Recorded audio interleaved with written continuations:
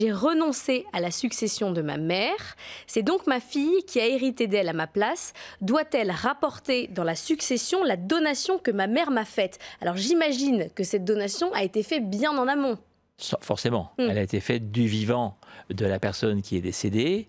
On imagine aussi que la personne qui pose la question n'est pas fille unique. Oui, Sinon, la question, évidemment. elle ne se poserait pas. Il y a au moins un frère, une sœur ou plusieurs. Et cette fois-ci, c'est une question véritablement juridique. Elle n'est plus seulement fiscale, surtout juridique, avec l'égalité qui est derrière. Parce que dans votre exemple, si... enfin, je vais donner la réponse tout de suite.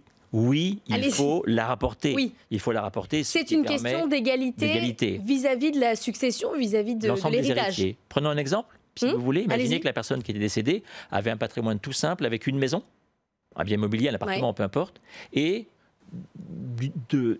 des valeurs mobilières, des liquidités, des économies, bref, de valeur égale, même montant. Quelques années avant de son décès, elle donne sa maison à sa fille. Elle a un fils en plus.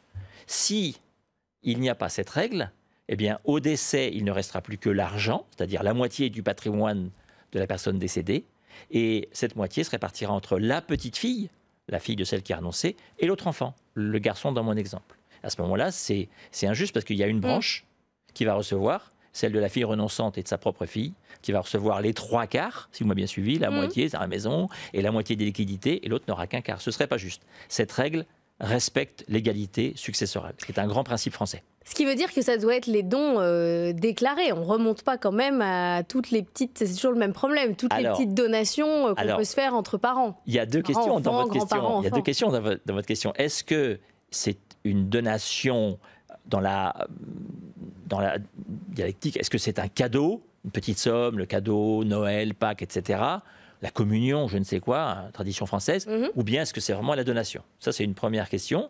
La réponse est délicate, puisque ce sera en fonction, en gros, du train de vie, bref, du contexte économique de la famille. Et puis, une autre question, c'est est-ce que c'est déclaré? Mais bien sûr, on va dire que par principe, toute donation qui est faite, et qui est vraiment une donation, doit être déclarée par le donataire.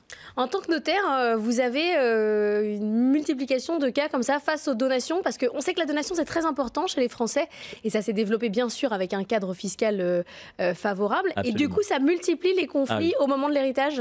Alors, les conflits, pas forcément, mais au moins les questions. Oui. Et puis alors, surtout quand les gens, je dirais, parlent de leur propre succession, ils sont donc évidemment en vie par définition, la question vient tout le temps. Et elle vient, comme la première question que vous m'avez posée, par le prisme fiscal. Ce qui nous oblige souvent à remettre le côté juridique, ce qu'on appelle nous le droit civil, dans la balance, pour équilibrer, pour dire attention, vous pensez toujours aux règles fiscales, qui sont importantes, qui sont aussi incitatrices, mais il faut penser aussi, bien sûr, aux aspects juridiques, à l'égalité, parce que souvent les gens veulent l'égalité, mais ils ne se rendent pas compte, peut-être comme quelqu'un qui est diplomate et qui ne s'est pas rendu compte qu'il n'a pas bien choisi son régime matrimonial, il ne va pas forcément se rendre compte que, eh bien, il n'a pas fait les choses comme il le voudrait profondément.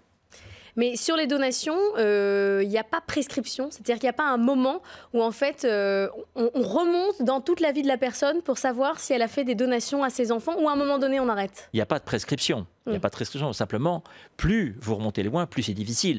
Si je suis un héritier désavantagé et que je veux prouver que mon frère, ma sœur a reçu une somme il y a 20 ans, si je n'ai pas de documents sous la main, que je dois remonter dans les traces bancaires, ce sera beaucoup plus difficile. Mais je peux le faire. Techniquement, on peut le faire. Tout moyen de preuve pour essayer de retrouver si mon frère, ma sœur a été avantagé par rapport à moi. BFM Business, le club du droit, passez-moi le notaire.